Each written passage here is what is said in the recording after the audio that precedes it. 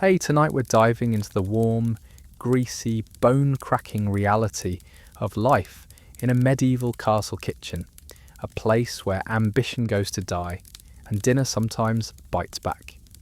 You open your eyes to the sound of nothing. No alarm clock, no bird song, just cold, a sort of ancestral cold that seeped into your joints and now lives there rent-free.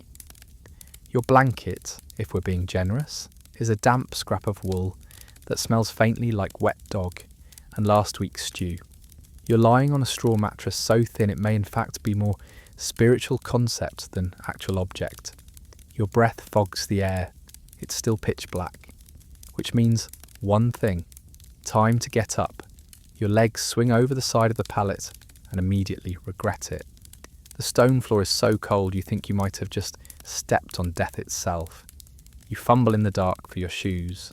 Two mismatched lumps of stiff leather with soles worn thinner than your patience. One of them has something squishy inside. You ignore it. There is no time for emotional breakdowns right now. Your job? Castle cook, or at least low-tier kitchen drudge aspiring to cook someday, if you live that long. The day starts early. Always early. Earlier than the monks, earlier than the roosters. You are the matchstick that lights the castle's stomach. You shuffle through the dark corridors, ducking under low beams and dodging dripping walls. Moisture clings to everything. Medieval castles weren't exactly big on waterproofing, or heating, or comfort. You arrive at the kitchen, which is little more than a stone-walled dungeon with a giant fire pit in the middle, and some wooden tables that look like they're about 5 strong gusts away from collapsing. And of course, the hearth is out, completely. Just some sullen grey ashes and a half-charred log that looks about as motivated as you feel. Starting the fire is your job. Of course it is. You gather the kindling, a few sad damp sticks, some straw, and a splintery box of hope. Flint, steel and prayer, lots of prayer. You strike again and again, your fingers already stiff and blistering. Sparks fly, nothing. You try again.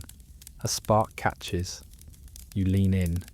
Breath slow and shallow, like you were taught, coaxing the flame, like it's a shy animal. It smokes, it smoulders, it almost gives up. But then, life. The flame flickers to life. Timid but real. You feed it slowly, methodically, until the whole hearth glows with stubborn orange heat. Smoke begins to curl upward. Where it will go is a mystery because this kitchen doesn't have a chimney. No joke. Just a few holes in the ceiling and the fond hope that physics will eventually figure things out. By the time the fire is going strong, your face is red, your eyes are stinging, and your shirt is soaked in sweat from kneeling beside the embers. It's a good look. You're ready for your medieval cooking show debut. Today on What's That Smell? We feature mystery meat and existential dread. But first, fetch water. You grab a bucket and head for the well. It's still dark. The floor is slick with frost. One wrong step and you'll be tomorrow's cautionary tale. You reach the courtyard, lower the bucket and heave up icy iron-flavoured water from a depth so deep it feels like you're borrowing from the underworld. You carry it back, arms shaking. Your fingers already ache, and it's only just before dawn. Back inside, you begin hauling pots, big blackened iron beasts that weigh roughly the same as a pony, and seem actively hostile to being moved. You set one on the fire and fill it with water. Breakfast prep begins with boiling something. It always begins with boiling something. Behind you, the first rats of the day scuttle by. The cats are supposed to deal with them, but the cats are unionised and don't work mornings. You sweep at the rats with a ladle. It's not even a good ladle. The handle's cracked and there's something suspiciously green living in the corner. Still, the fire is going. The water's heating. And outside, the castle begins to stir. You hear the first footsteps above. Guards changing shifts. The steward yelling about something petty. And somewhere faintly, A rooster that sounds just as annoyed as you are. You're already sweating, already sore, already wondering if the pottage you make this morning will come out edible or start a minor rebellion in the lower hall. And it's only 5:30 a.m. Welcome to the castle kitchen, where the fire is your boss, the food hates you, and sleep is a fond myth passed down by ancestors who had the good sense to die early. The first thing you notice when you walk back into the scullery is the smell. Not a scent, not an aroma. A smell, the kind that hits your face like a wet slap and makes your nose rethink its career choices. It's the mingled bouquet of congealed animal fat, ancient cabbage water, fish skin, and at least one forgotten egg. Somewhere in there's a note of old beer and maybe despair. It's the medieval kitchen's version of perfume. The scullery is your domain, if domain means a miserable hole where hope comes to die. This is where everything that isn't nailed down, and some things that are, gets washed, which is funny, because washing in the Middle Ages is more art than science. You don't have soap, you don't have gloves, you don't even have a proper scrubbing brush, just a cloth that's technically older than you, and a bucket of vaguely brown water that's been recycled so many times it might legally qualify as soup. Today's first task, the pots from yesterday's dinner. There are 3 of them, all enormous, all crusted with layers of cooked-on food that would require an exorcism to remove. The first one looks like it held some kind of stew, or blood, or both. You scrape at the sides with a piece of wood that's shaped vaguely like a spatula and mostly acts like a suggestion. Your hands are already raw. The cold water doesn't help. It feels like plunging your fingers into liquid knives. You scrub, you rinse, you scrape. You curse quietly because the steward has ears like a bat and the personality of a boiled turnip. Every so often, you pull out something unidentifiable. Was this part of a chicken? A turnip? A rat? Nobody knows. You flick it into the compost pile and move on. There's no time to question the past. Dishes aren't ceramic. They're wooden trenchers, essentially flat bowls carved out of planks. They don't wash easily, they stain permanently, and they absorb every flavour they've ever touched. If someone had fish last week, that trencher is still telling the story. You scrape off crusted gravy, bits of soggy bread, and something green that might once have been parsley but now looks more like moss. It clings like it has legal rights. Sometimes when the lords and ladies are feeling fancy, they use pewter plates. Those are better in theory, less porous, easier to clean, but if you scrub too hard, they flake. And those flakes? Lead. Delicious, brain-melting lead. You know it. The other scullery boys know it. Nobody cares. The castle eats what it eats. You wash what you wash, and if someone starts acting a bit funny at dinner, well, they were probably always like that. Next, knives. Not the elegant kind you imagine in royal feasts. These are brutal iron things, dull from overuse, with handles worn smooth by generations of frustrated cooks. You scrape dried marrow off one with your fingernail. It comes off in a curl. You pretend you didn't notice. Halfway through the pile, your back starts aching. There are no stools in the scullery. Sitting is a luxury.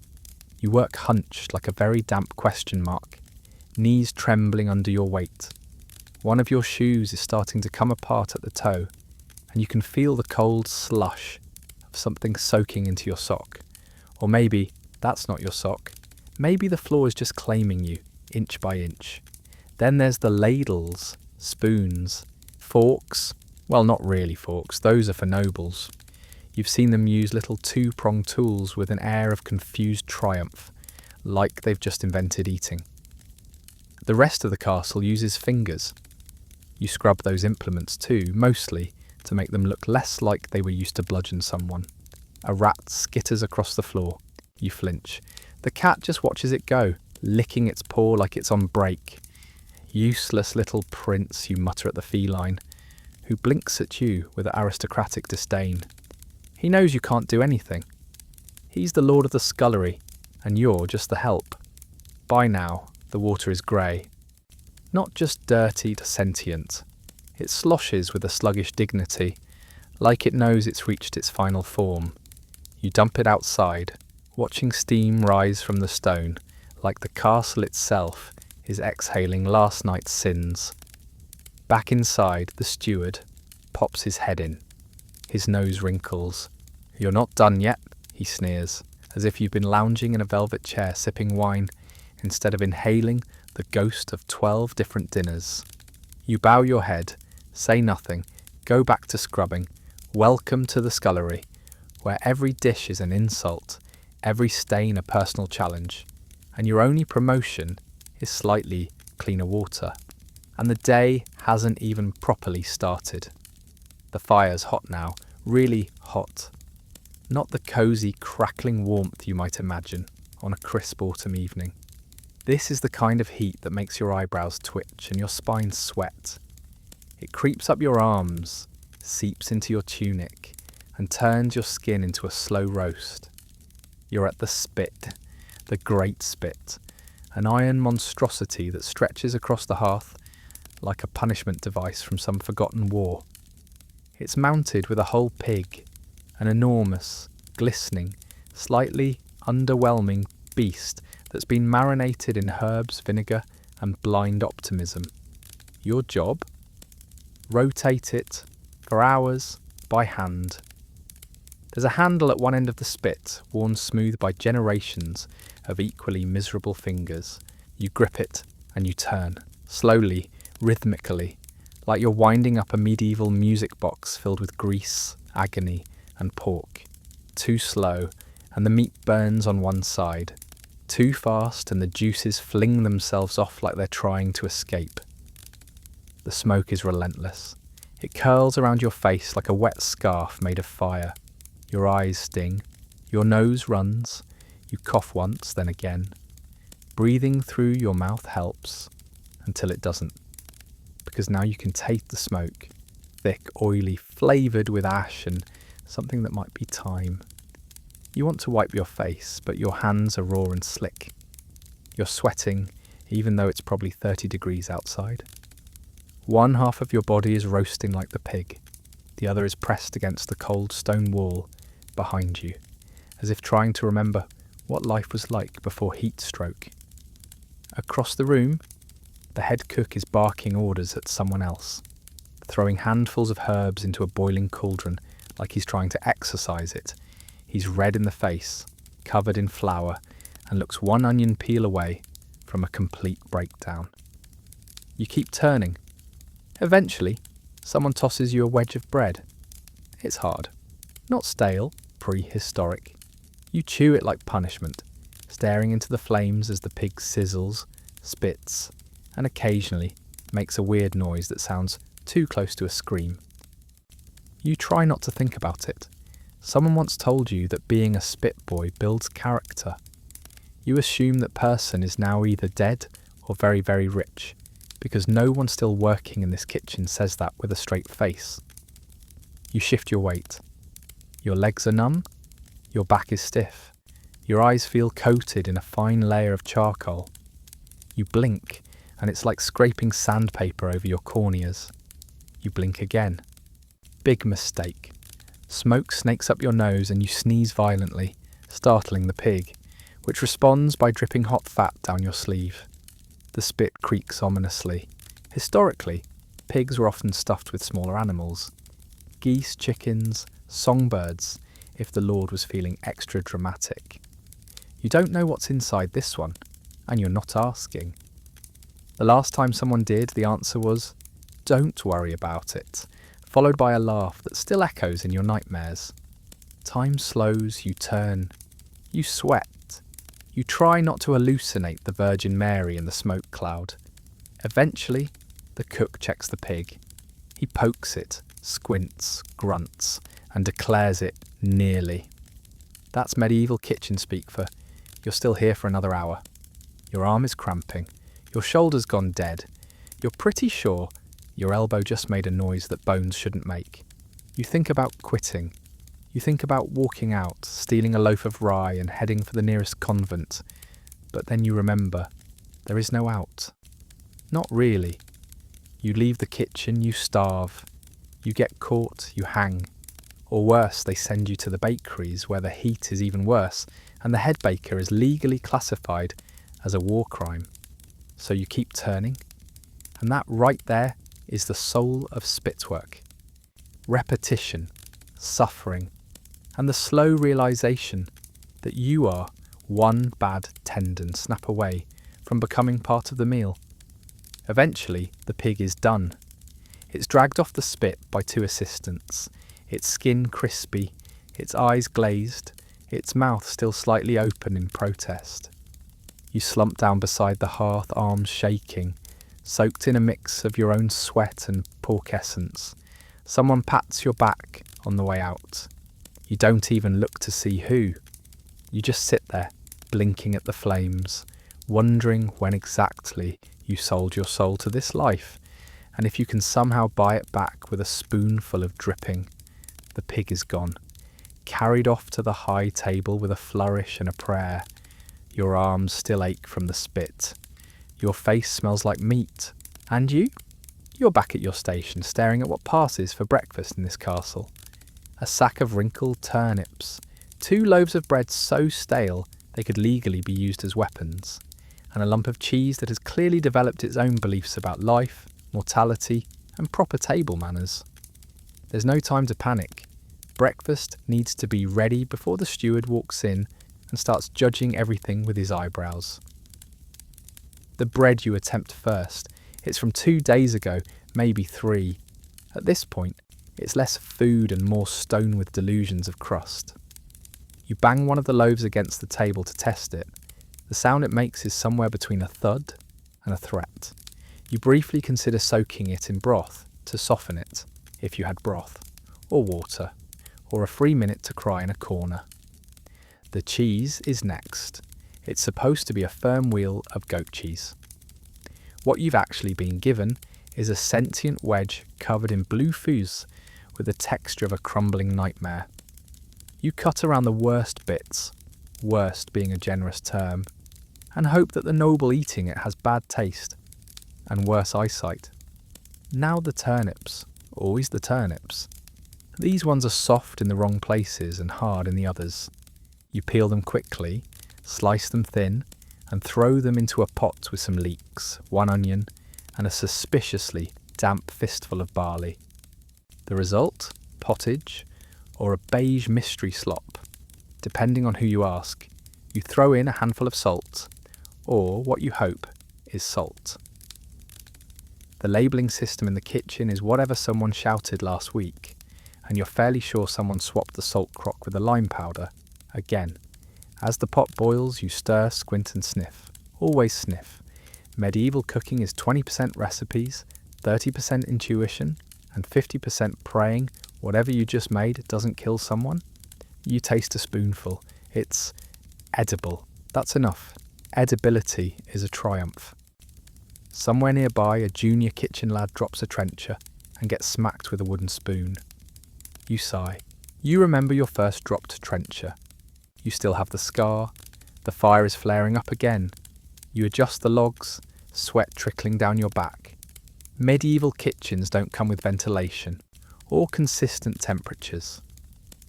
One side of you is always hot, the other freezing, and both are damp. You feel like a half-cooked dumpling of a person. Then come the requests. The steward breezes in, nostrils flared like a noble bloodhound. He surveys the scene and immediately starts barking orders. The lady wants soft-boiled eggs with crushed rosemary. You glance at the single remaining egg. It's cracked. It smells faintly sulphurous. You smile, nod, and set it in water that's only just started to warm. The young lordling wants bread with plum jam. You don't have plums, you don't have jam. You briefly consider smashing a turnip and lying. The feast hasn't even begun, but the politics are already brewing. In the kitchen, everything's a gamble. Serve the wrong thing to the wrong person, and suddenly you're cleaning chamber pots instead of carrots. You hand off the porridge, chunky, grim, slightly burnt on one side, to one of the runners. He stumbles out, bowl wobbling like a medieval lava flow. You pray it reaches the lower hall intact. If not, you'll hear about it. And of course, nothing goes uncriticised. Later today, someone will grumble that their bread was unfresh, as if you have a magical bread tree growing behind the scullery. Someone else will ask why the pottage was too humble, like you were supposed to dress it in a doublet and teach it French. You ladle yourself a small bowl from the bottom of the pot and take a bite. It's warm. It tastes like barley, leeks, and faintly like desperation. But it fills your stomach, and that's enough. You sit for exactly 2.5 minutes before the next cry echoes from the hallway. They're asking for goose fat fritters and a tart with almond milk. You stand up. Again. The kitchen doesn't rest, neither do you.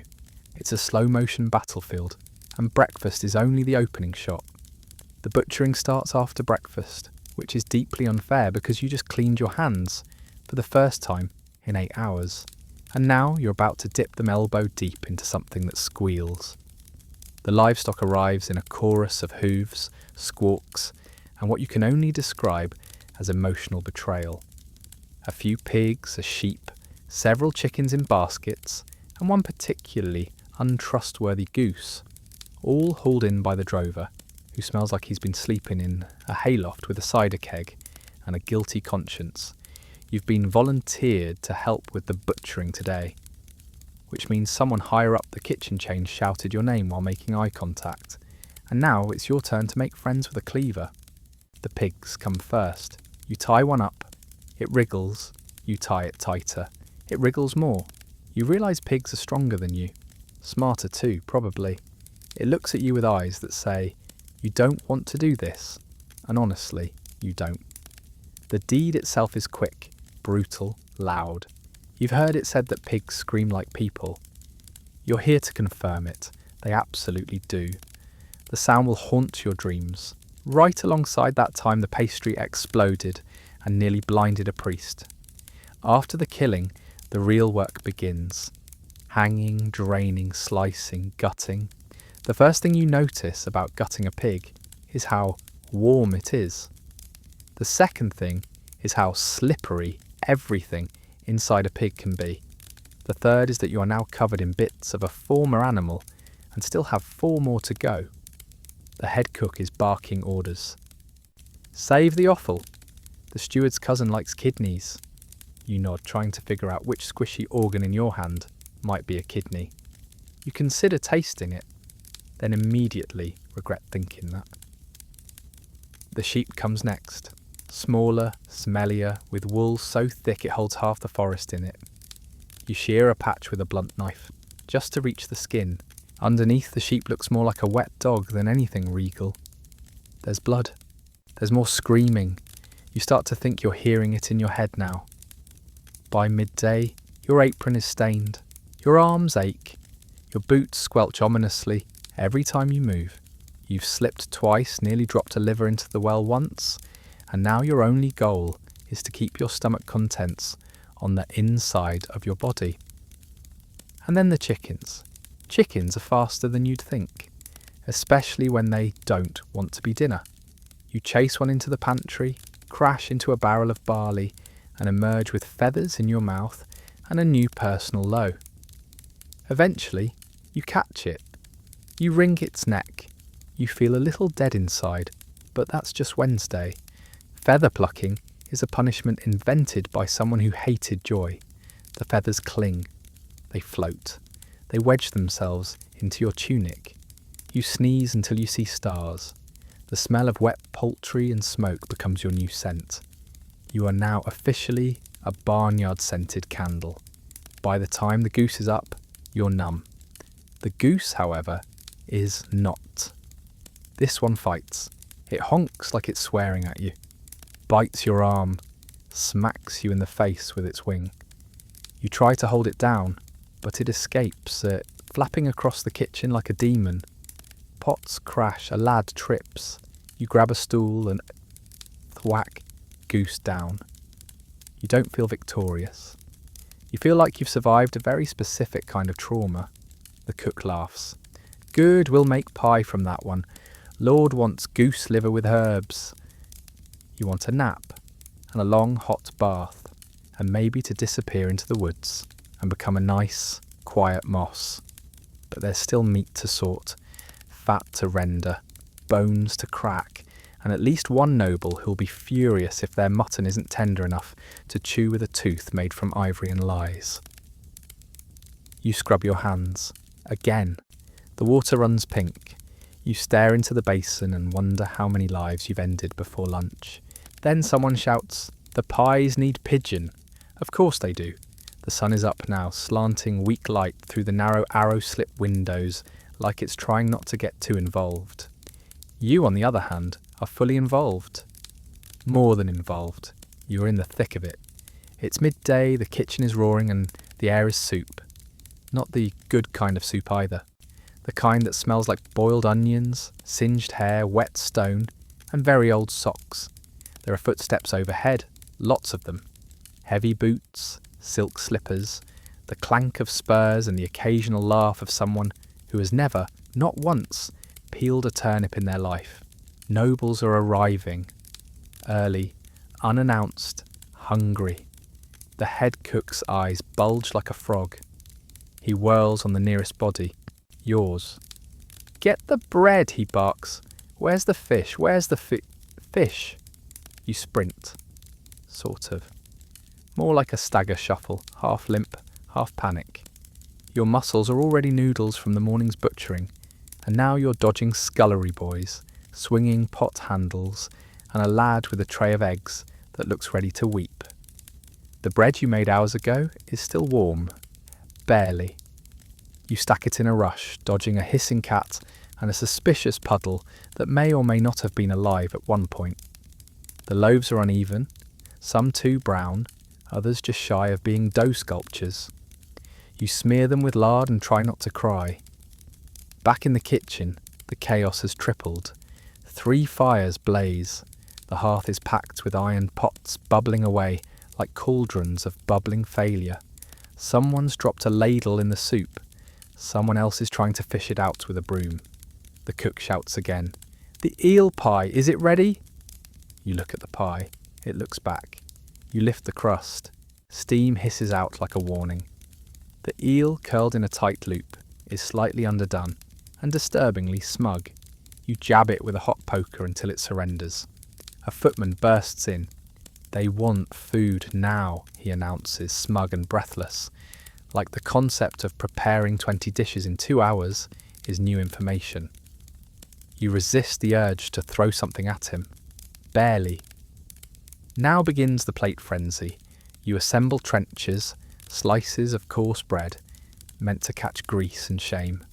On top, salted beef, roasted onions, the eel pie, now significantly less smug. A slab of cheese that smells like a wet tomb. Everything's thrown together in a sweaty, flour-dusted ballet of half-formed curses and boiling liquids. Somewhere in the din, someone's dropped an entire tray of apples, and you step on one, skidding into the spice rack. You catch yourself. Just. But not before knocking a jar of saffron off the shelf. Saffron. Actual, expensive, steward watched like it's his firstborn saffron.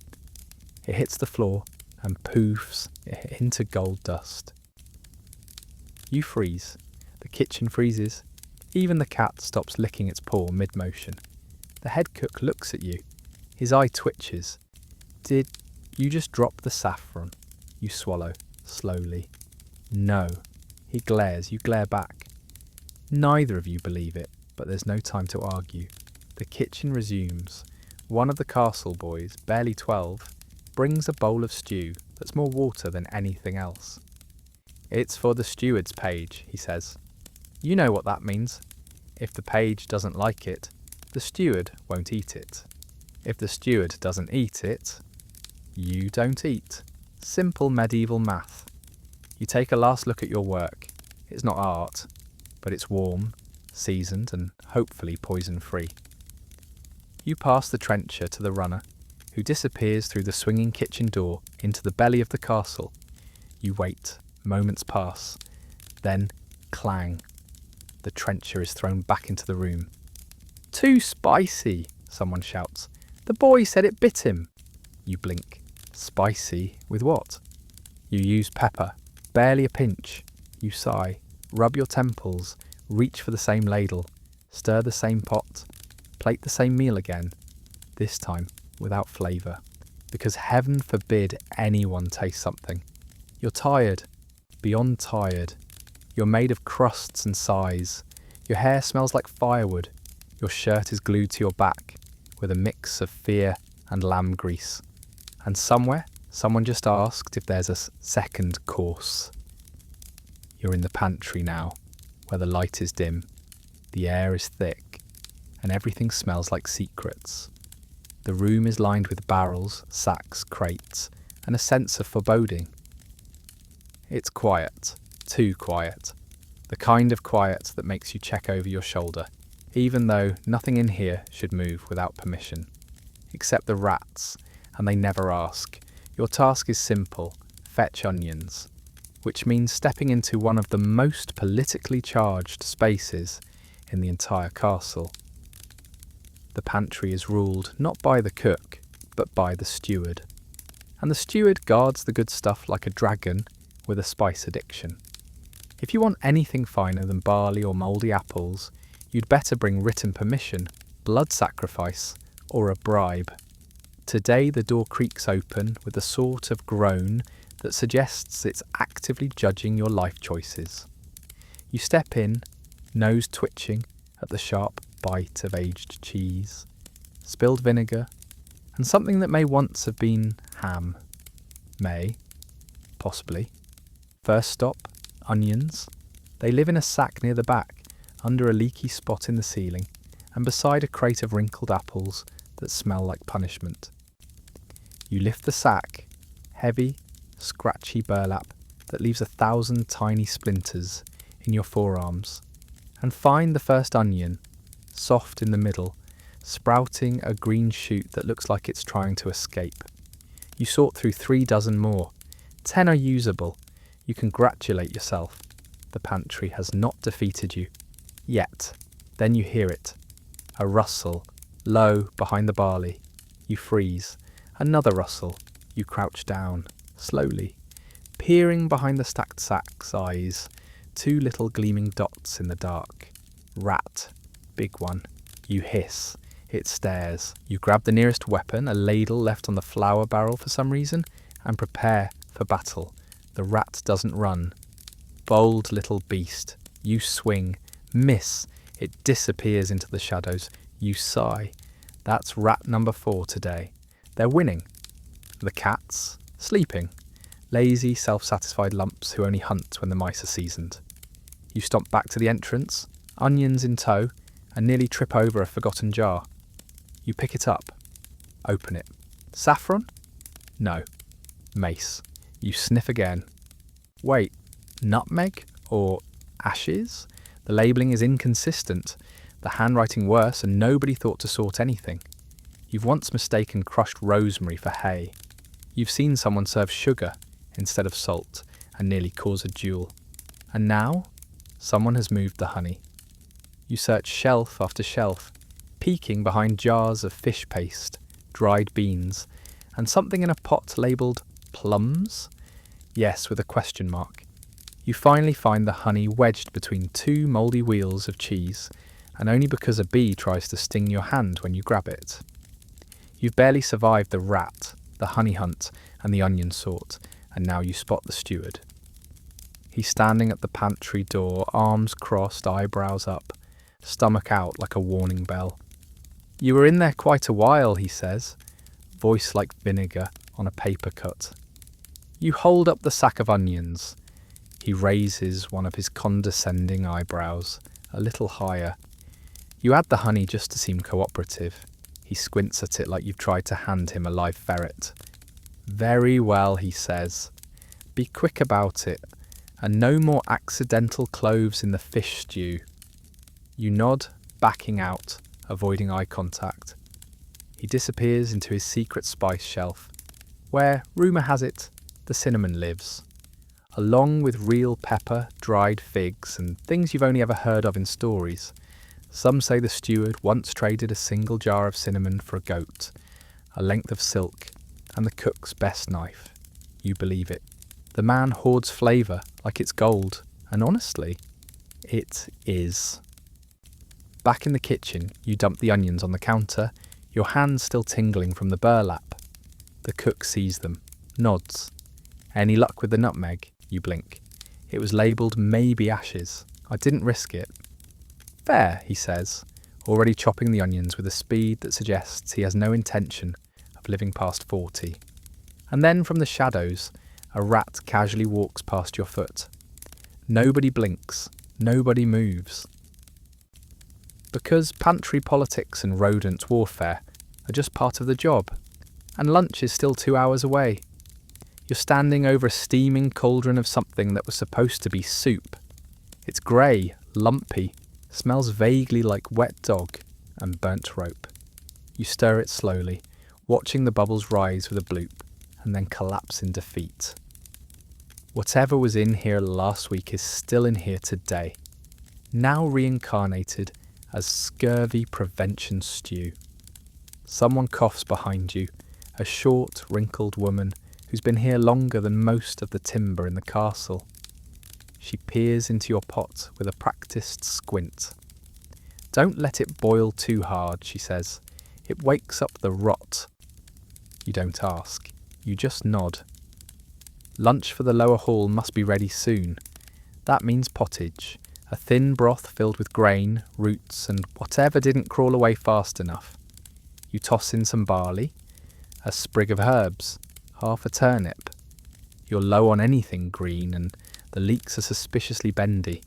You sniff the cauldron again, and try not to imagine the bacteria taking swimming lessons. The cook passes you, waving a spoon like a sword. Did you scrub the cauldron before using it? You hesitate, then lie. He grunts. Good, otherwise the last stew might come back to life. Behind you, a scullery boy is trying to mash beans with a rock. You point him toward a wooden mallet, but he just shrugs. This works. You let it go. You ladle out a small taste of the stew. It's hot, bland, slightly gritty. You swallow it anyway. It might not taste like much, but it's food. And in a place where meals are often recycled from yesterday's leftovers, twice, anything hot counts as a luxury. And here's the thing no one tells you. You are the taste tester. Not officially, of course. Nobody would admit that. But you're the one who licks the spoon first. You're the one who gets the first whiff of, what's that smell, stew? If it's bad, it hits your stomach. Not the steward's, not the page's, yours. You've built up a resistance to most things. Mould, spoiled milk, meat that's gone slightly green around the edges. You've even survived a mystery pie incident that left 3 other lads lying on the floor, groaning like wounded knights. You stir the pot again. It sticks at the bottom. You curse softly. One of the pages comes in, sniffing the air like a curious rat. What's for the servants' table? Stew, you say. He eyes it. Smells like socks. That's the meat. He leaves unimpressed. You glance over at the meat, hunks of salt beef soaking in a barrel. Technically, it's been preserved. Realistically, it's more jerky than beef. You hammer off a chunk and toss it into the stew. It bobs once, then sinks like a guilty conscience. By now, the servants have begun to line up. Tired, soot-streaked, half asleep. Labourers, stable boys, washerwomen with red raw hands and faces set in the shape of C's. They're not here for flavour. They're here for heat, for something that'll sit heavy in their gut and keep them going until nightfall.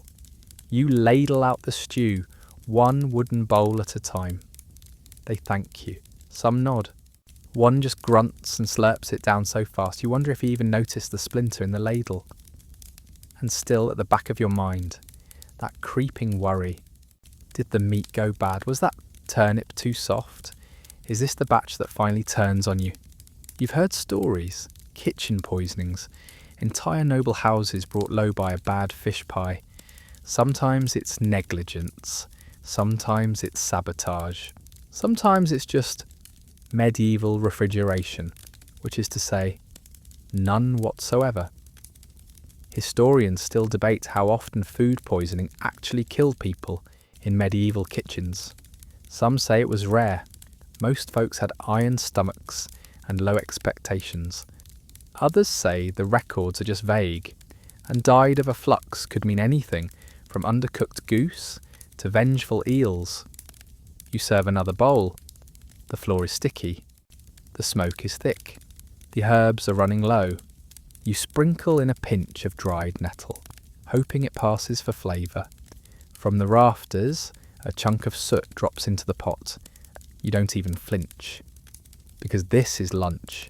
This is the best you can do. And if it doesn't kill anyone, it's considered a success. The word feast is enough to make your knees wobble, not because of the food itself, though there's plenty of that, some of it even recognisable, but because you are one of the people responsible for dragging that mountain of roasted, boiled, pickled, spiced, and questionably sourced food into existence. A noble wedding. That's what they said. A small celebration, someone promised. Just a few honoured guests, they lied. Now there are over 100 mouths to feed, and every one of them expects at least 3 courses, each more ridiculous than the last. You've been up since before dawn, and you haven't stopped moving since. The kitchen looks like a battlefield. The smell alone is enough to make your nose rethink its career. Pork fat, boiled onions, singed feathers, stale wine, and that sweet, sour tinge of stress sweat no amount of herbs can cover. The pies are first, dozens of them. Some are meat, venison, rabbit, pigeon. Some are filled with eels, which you fillet with a knife so blunt it could legally be classified as a spoon. You even saw one pastry crammed with cherries and almonds, meant for the Lord's sister, who once threw a fit because a single grape touched her tongue during Lent. The pies are shaped like castles, dragons, ships. There's even one meant to look like a roast swan, using feathers and a terrifying amount of gluey sugar paste. You've glued your fingers together 3 times already. The meat table groans under the weight of roasted boars, ducks, quails, lambs, and one suspicious-looking creature someone swears is a hedgehog. You're not convinced. It might be a very large rat in disguise. You prod it with a ladle and decide not to ask questions. Upstairs, the musicians begin tuning their lutes. You feel a pang of envy for their calloused fingers and the fact that none of them are elbow deep in swan stuffing. The head cook is everywhere, shouting orders, tasting sauces, screaming about presentation, like that's a concept anyone in this smoke-choked inferno can afford. His face is red, his apron stained beyond recognition, and he's lost his voice somewhere around the second roast peacock. He now communicates through frantic gesturing and heavy breathing. You deliver platters to the serving lads, kids barely old enough to walk, now carrying towers of meat on trays heavier than themselves. One of them wobbles. The roast goose he's carrying begins a slow slide toward oblivion. You lunge, save it, barely. He stares at you with wide eyes. "Don't blink," you whisper. "They smell fear." Then the orders change. "They want trout with almonds," the steward bellows. You run to the fish barrels. The trout are still half frozen, slick with slime, and looking personally offended to be here. You gut them fast, sprinkle them with nuts and herbs, and toss them into a pan sizzling with goose fat.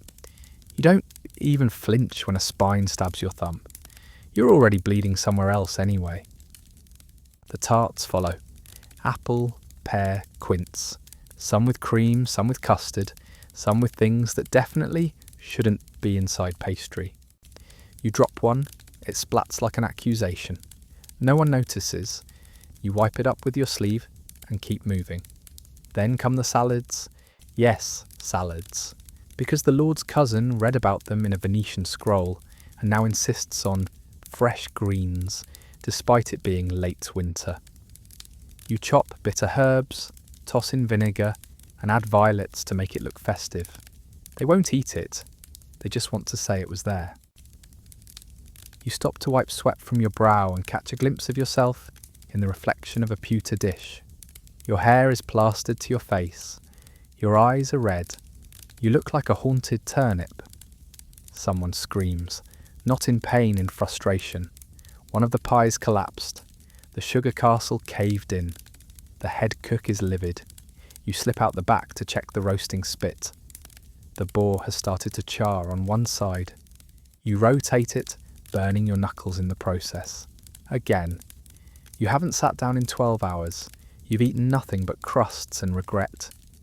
Your tunic is soaked through. You've got flour in your ears and gravy in your hair. The noble guests begin to cheer from the hall above. Someone just unveiled the marching pie, the one with live birds inside. They fly out, right on cue, flapping into chandeliers, knocking over wine cups, one of them landing in the priest's hood. Laughter erupts. You? You're still in the kitchen scraping eel bones off a tray with the edge of a broken knife. The feast may never end, and you're the one feeding it. There's a moment right around the 12th or 13th hour on your feet when your brain stops asking, what's next? And just sort of vibrates in place like a tuning fork. That's where you are now. Your hands are shaking. Your shirt clings to you like a second skin made of wet parchment. Your belt's been digging into your stomach since the third roasted pigeon went missing, and your fingers are puckered from water, flour, and terror. And then it happens. You drop a trencher. It slips, maybe from the grease on your palm, maybe because your grip finally gave out. It hits the floor with the force of a small betrayal, sending pigeon bits flying in every direction. For one glorious second, no one notices. Then the head cook turns around. He doesn't scream. He doesn't shout. He just stares at the mess, then at you, then at the mess again. You don't speak. You don't move. You feel like a rabbit staring into the eyes of a hawk with a ladle. He walks over, slowly, picks up the trencher, meat still stuck to the side, bread soaked through. You ruined the sauce, he says. You want to say something smart, something brave, something like, yes, but we have more sauce, don't we? But instead you say, I'm sorry, in a voice that sounds like it's been dragged through a thorn bush and fed to a duck. He sighs. Make it again, he mutters. And then he walks away. That's worse than yelling. Yelling you can handle. But this quiet disappointment, this utter bone-deep exhaustion that someone dared mess up today, of all days, that cuts deeper than any knife in the drawer. You get to work remaking the sauce. It's a subtle blend: wine, vinegar, herbs, broth, and meat drippings. Or that's what it should be. You've got watered wine, limp thyme, and stock so weak it probably counts as vegetarian. You make it work. Kind of. Halfway through, someone grabs you. It's one of the scullery boys, pale, frantic. There's smoke from the pastry oven. You sprint. The pastry oven is one of those unpredictable beasts. It can go from lukewarm to infernal with no warning. Right now, it's the latter. Smoke billows out. You open the door and are met with the sight of 12 blackened plum tarts that now resemble charcoal briquettes wearing flaky hats. You salvage what you can, which is to say, nothing. The cook sees the damage. He says nothing, just gestures. You know what it means. Start over. You mash more plums. You re-roll the dough. You pinch the crust with numb fingers. This time, you stand guard while they bake, eyes watering from the smoke, thighs aching from crouching, jaw clenched so tight you can hear your teeth grinding in your own skull. And then, as if fate hasn't done enough today, someone swaps the sugar jar with salt. You find out after the first bite Not from a noble, no, from the cook's assistant, who takes a bite, frowns, takes another bite, because maybe it's a new recipe, then promptly spits it into the fire. You watch the flames hiss. You wonder if you can just climb in and call it a day. Who labelled this sugar? Someone shouts. You want to scream. None of them are labelled. They just live in unloved jars and lie to us. Instead, you go back to the pantry. You taste every jar. Your tongue burns from vinegar. You cough from a pinch of mustard seed. Finally, blessedly, you find the real sugar, coarse, sticky, hoarded like treasure behind the steward's personal cache. You don't ask. You just steal 2 fistfuls and run. Third batch of plum tarts. They come out edible. Barely. You serve them head low, back screaming. Later, you hear one of the nobles remark that the crust was a touch too firm and that the plums were slightly unrefined. You imagine launching him into the pastry oven head first. You don't. You nod politely. He doesn't even look at you. Your shift's not over. The meat trays are being loaded again. There's talk of light refreshments before sunset. And you? You're still holding the trencher you dropped earlier, wondering if it would be faster to just eat it than make another dinner. The feast is over. The guests are drunk, bloated, and staggering back to their rooms like overfed ducks in velvet. Somewhere above you, someone is singing off-key about St. George and a chicken. The dining hall smells like spilled wine, trampled herbs, and too much perfume. You wouldn't be surprised if someone vomits into a tapestry before midnight. But down here, your night has only just begun. Because now, it's clean up. You scrape the remains off trenchers with a wooden spatula so blunt it might actually make the mess worse. Most of the bread has been soaked through with meat grease, wine, or the Lord's famous fig sauce, which has the consistency of wet plaster and the colour of regret. Each trencher is a new horror show. One's got a fish head still stuck to it. Another seems to be bleeding. A third, no joke, has a tooth embedded in it. Human? Animal? Who can say? You toss it into the don't think about it pile. There's no soap. There's no running water. What you do have is a barrel of tepid grey rinse water that was probably cleaned 3 hours ago and now smells like broth filtered through a boot. You dunk a rag, scrub a plate, dunk, scrub, repeat until madness. One of the lads next to you sighs and mutters, "I think my hands are turning into soup." You glance over. He's not wrong. His fingers are wrinkled, red and stained purple from beet juice and maybe wine, maybe blood. You give him a sympathetic grunt and go back to scrubbing. The knives are next. There are dozens of them. Some are still sticky with gravy. Others have been used to saw through bones, crusty pies, or, judging by the state of one, the table itself. You scrape off the gunk with a sliver of wood and dunk them in the rinse bucket. By now, the bucket has developed a skin. You don't even blink. You clean spoons with a cloth wrapped around your finger. Some are bent, some are so warped they look more like tiny shovels. You scrub until they're slightly less terrifying, then stack them with the others which, you hope, won't rust overnight, but probably will. You're outside now, under a sky gone bruised and purple with dusk. The wind slices through your tunic like it has something personal against you. Your fingers are stiff. Your knees don't bend quite right anymore. But you've got 2 buckets in your hands and a path of uneven stone ahead of you. It's ash hauling time. Back in the kitchen, the hearth has been glowing, sputtering, and consuming wood for nearly 18 straight hours. That means it's now filled to the brim with warm, chalky ash, some of it from logs, some of it from bones, and one corner that might include the remains of a chicken that never made it to the platter. You scoop it out with a bent iron pan and dump it into the buckets. Each scoop sends a little cloud of dust into the air. It coats your tongue, your eyelashes, your hair. You taste it when you breathe. By the time both buckets are full, you're sneezing like someone cursed your bloodline.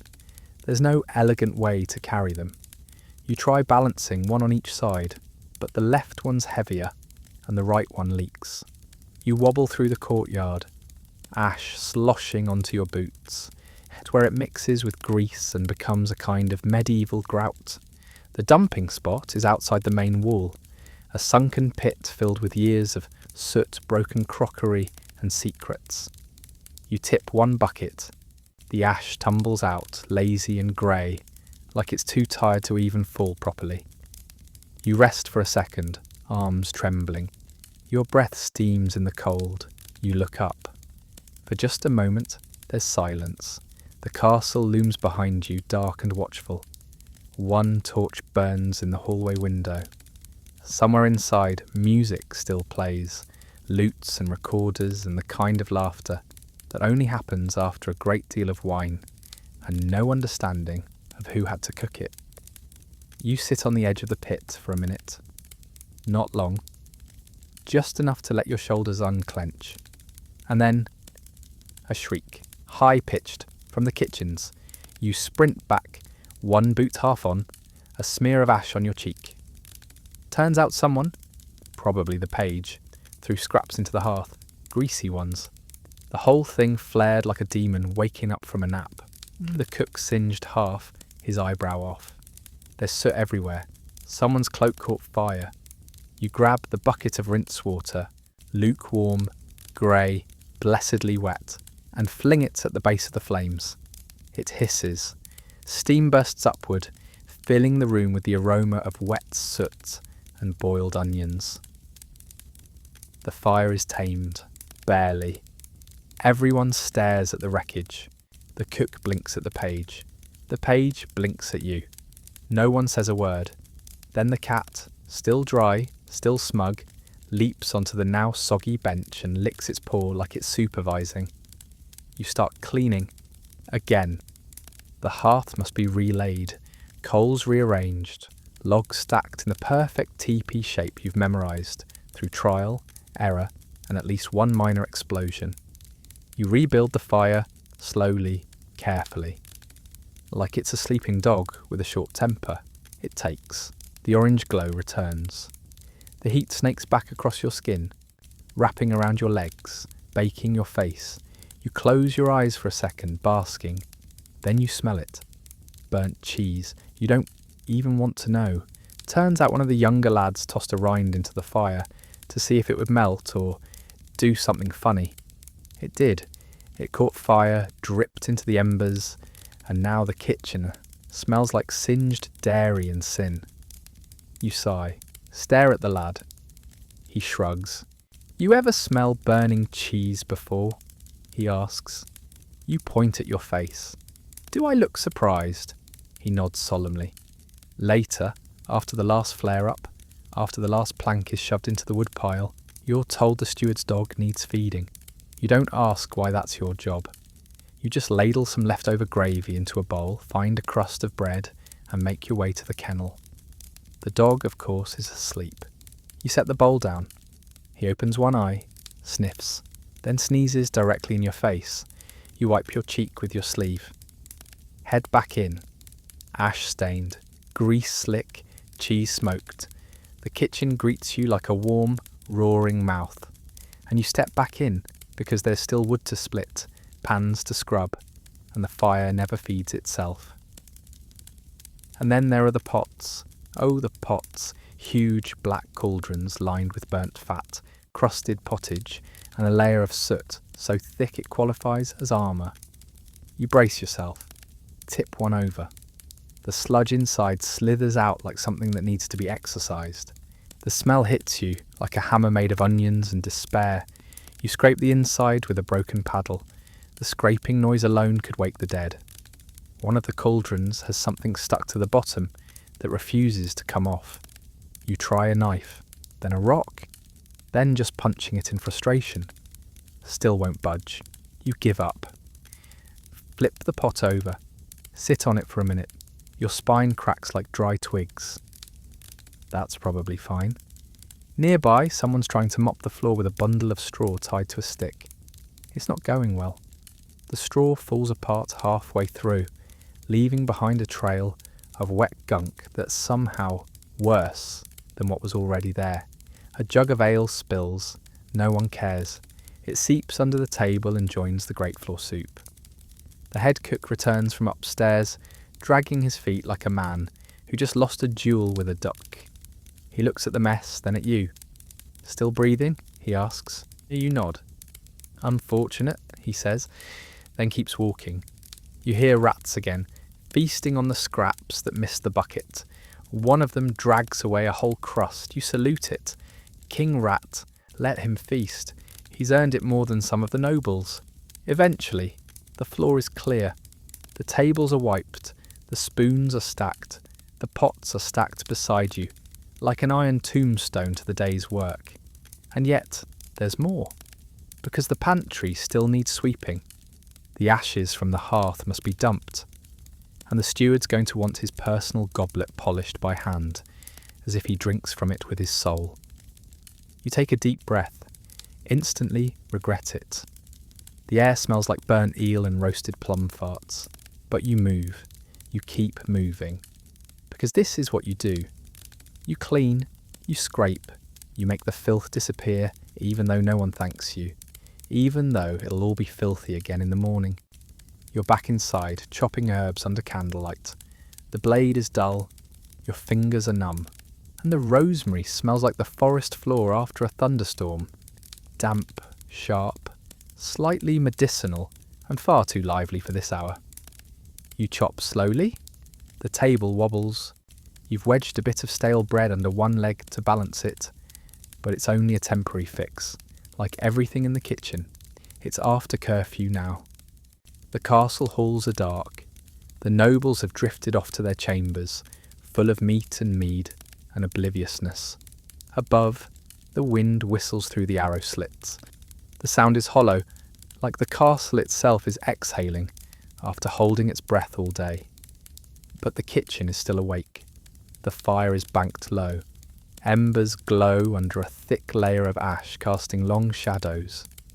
You hear the slow scrape of a spoon on the side of a pot, one of the scullery boys trying to salvage the last of the stew for himself. You don't stop him. Let him have it. Whatever's left. You roll thyme leaves between your fingers, crushing them to release the oil. The scent is comforting, like something clean, something that remembers better days. The cook is asleep in the corner, snoring softly, a half-finished mug of ale cradled in his arm. You're not sure when he sat down. He probably isn't either. You, however, are still on your feet, chopping herbs. Why? Because the steward says the Lord may wake in the night with a desire for a soothing broth. Soothing? You stifle a laugh. There's nothing soothing about making midnight broth. You gather the chopped herbs into a scrap of cloth, parsley, sage, thyme and marjoram, and toss it into the simmering water. A few slices of onion, a pinch of salt, and a glug of the weak sour wine. Nothing fancy, just warm. You stir. The kitchen is quiet now. No yelling, no footsteps, just the slow burble of broth and the occasional creak of old timber settling into its own bones. You lean on the counter, just for a second. That's the danger, really. Rest. If you rest too long, your body remembers it's tired. It remembers the blisters on your feet, the knots in your shoulders, the ache in your thighs from kneeling at the fire. But you rest anyway. Just for a second, your eyes close. You dream briefly of running water, a river, clean and cold. You're standing in it barefoot, scrubbing pots made of glass. There's soap, real soap, with lavender and lion magic. The air smells like pine trees and freedom. Then the ladle slips from your hand and clatters against the pot. You jolt awake, the broth's ready. You pour it into a cup, a chipped pewter one, polished just enough not to offend, and set it carefully on the tray beside a torn hunk of bread and a wedge of cheese that's seen better centuries. You give it to the page, who arrives in his nightshirt looking like a gremlin in silk. He grunts, takes the tray, and disappears without a thank you. Of course you sit again, briefly, Someone has left a small fire cake on the table, probably meant for you. It's hard, dry, slightly sweet. You eat it slowly, feeling each bite crunch between your molars like gravel. There's a little honey in it, a treat. You allow yourself the smallest smile. Then check the hearth again. The coals are fading now, a soft red under the ash. You bank them gently with the ash paddle, just enough to keep the heart of the fire alive until morning. You sweep the crumbs off the counter with your sleeve. The lad with the stew bowl has curled up by the back wall, snoring softly, legs tucked under him like a sleeping dog. Another is using a sack of barley as a pillow. You pull your cloak tighter. The night is not over, but it's slowing. The kitchen breathes, sleeps, waits, and so do you. Just for a moment, a noise wakes you. It's sharp, metallic, and deeply unfair. Someone banging the end of a ladle against a pot like it owes them money. You blink, confused. Your face is pressed against a sack of turnips. They're surprisingly comfortable, in that my spine may never recover sort of way. You don't remember falling asleep. You sit up, your back protests, your mouth tastes like old flour and slightly burnt thyme. Around you, the kitchen is dim. The fire's been reduced to a sulky glow, like it's not sure it wants to go on living. Then you hear it again. The banging, followed by, "Where's the kitchen boy? The guard's hungry." Ah, the night watch. You stagger upright, boots dragging, knees creaking like a door that needs oil and therapy. The night guard eats late. Not just late, after everything else. After the nobles, the servants, the steward's dog, and probably the ghosts in the cellars. And they eat as if they've fought off a siege, even if they've just stood in one spot, squinting into the fog for 8 hours. You open the bread chest. It's mostly empty. One loaf remains, dense, uneven, and shaped like it gave up on itself halfway through baking. You cut it into slices anyway.